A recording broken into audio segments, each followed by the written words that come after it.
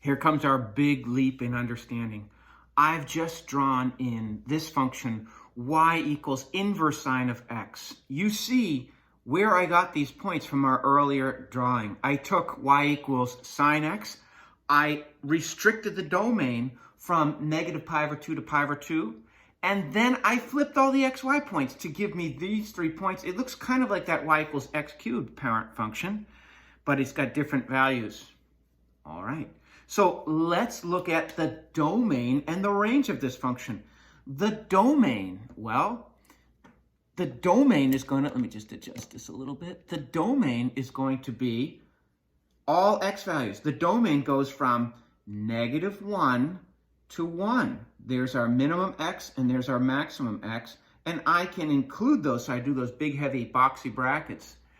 And the range here is going to be from negative pi over 2 to pi over 2. Include the boxy brackets there. Now, look at the original function here. There's 2 ways to write this. We can have y equals sine with this little -1 floating in the air. X, that means y is the inverse sine of x. Sometimes you see the same information written with arc sine of x. Don't be intimidated by it. They mean the same thing. All right, so we've got our domain and range for this function down here. Let's see what that looks like. What is the domain?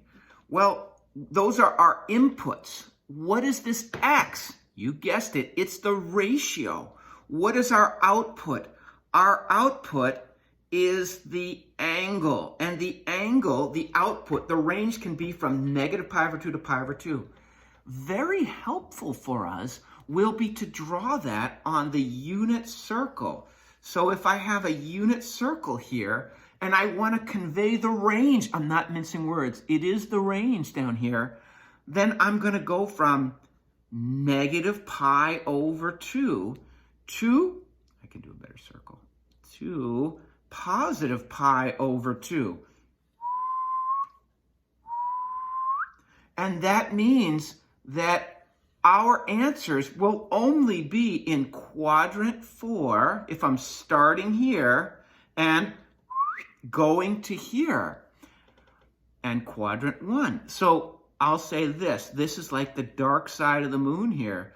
We do not get answers in quadrant 2 and 3. We're only allowed an answer.